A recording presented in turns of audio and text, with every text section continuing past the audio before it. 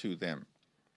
There is zero basis to hold any member of Congress accountable, either as a result of House floor action or activity based on weaponizing federal law enforcement against members of the Democratic Party. There's no evidence to suggest that any member of Congress who was in Newark visiting the detention facility in connection with their oversight authority has done anything wrong. No videos have been produced suggesting that they've engaged in any inappropriate activity. And if those videos existed, certainly they would have been put into the public domain by now. Those videos haven't been released because they don't exist.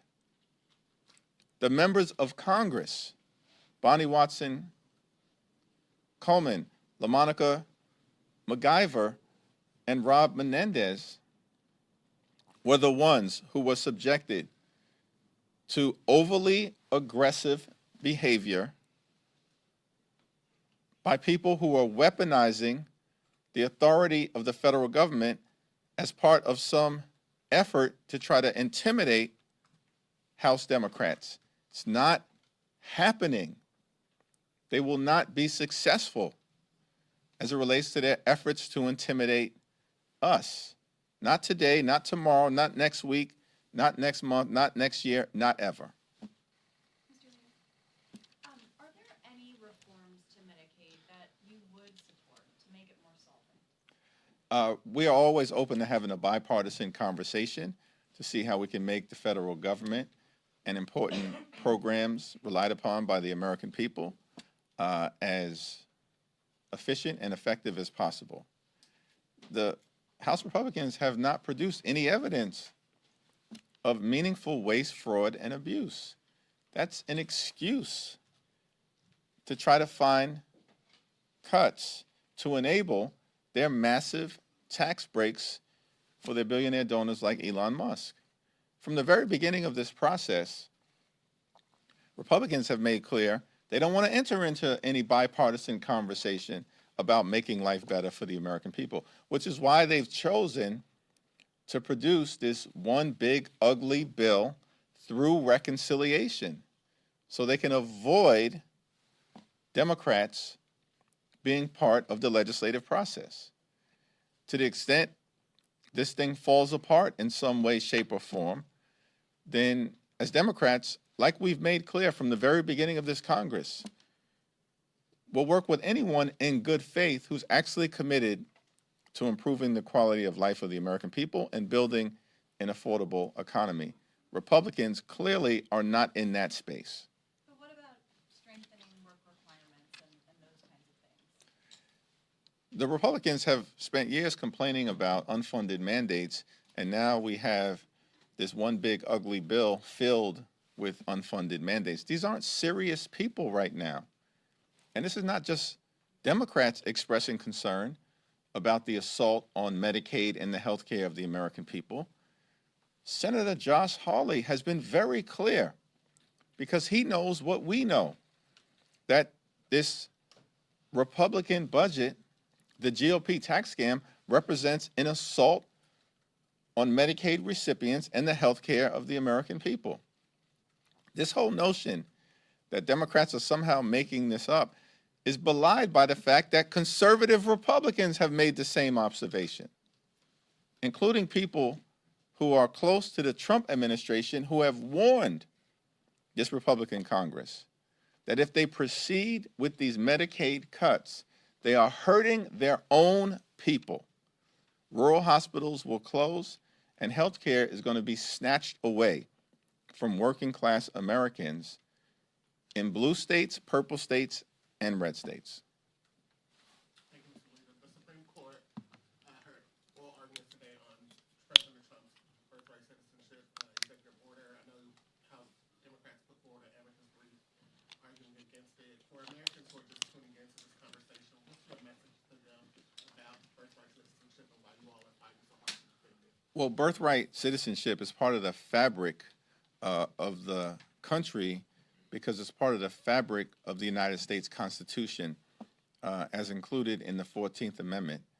The history of birthright citizenship, of course, relates to the fact that in the aftermath of emancipation and during Reconstruction, enlightened people in this Congress at the time, in the 1860s, and throughout the country, determined that there was a risk that newly freed, formerly enslaved Africans would not be treated as actual citizens and would be subjected to behavior that would relegate them to second or third class citizenship.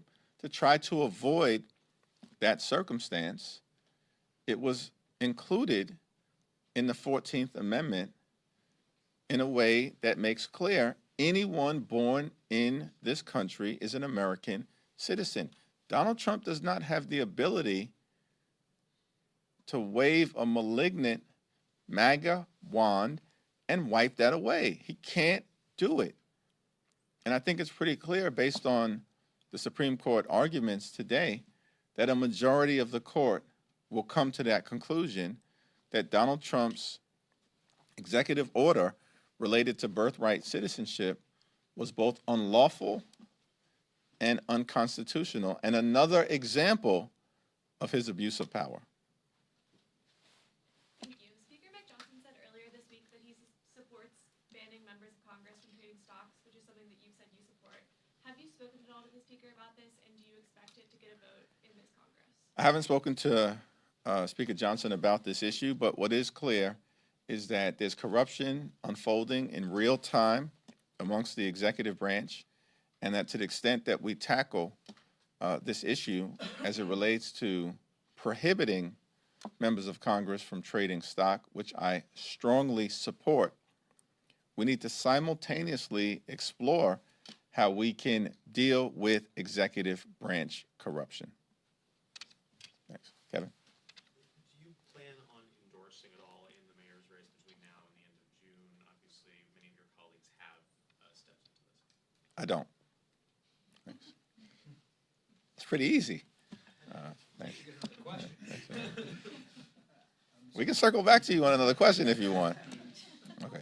Given the new allegations in Jake Tapper's book, do you have any concerns with President Biden's age or decline, and was there a cover-up by the Democratic Party? We're not looking backward. We're going to continue to look forward. Certainly, I think President Biden made the decision not to seek re-election. It's a decision that House Democrats strongly supported. Thank you.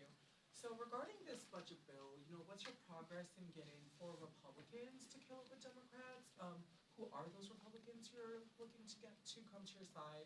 And additionally, what other avenues can Democrats explore to kill the bill? Well, there were more than a dozen Republicans who, in different ways, have publicly communicated their opposition to supporting a bill that would strip away Medicaid and health care benefits from the American people, including those that they represent. All we need are 4 of those Republicans who have publicly said they do not support this effort to enact the largest cut to Medicaid in American history, to actually stand on principle and oppose this Republican budget as it is currently written. I do not believe that the Republican leadership believes that the votes exist right now for the GOP tax scam as it has currently been put together. And so the next few days will be critical. I urge my Republican colleagues to stop running away from their constituents. House Democrats are going to continue to run toward our constituents and their constituents, as we've been doing. And we'll have these conversations in advance of returning to Washington, and we'll see if just a handful of members can come up with the political courage to stand up for their constituents.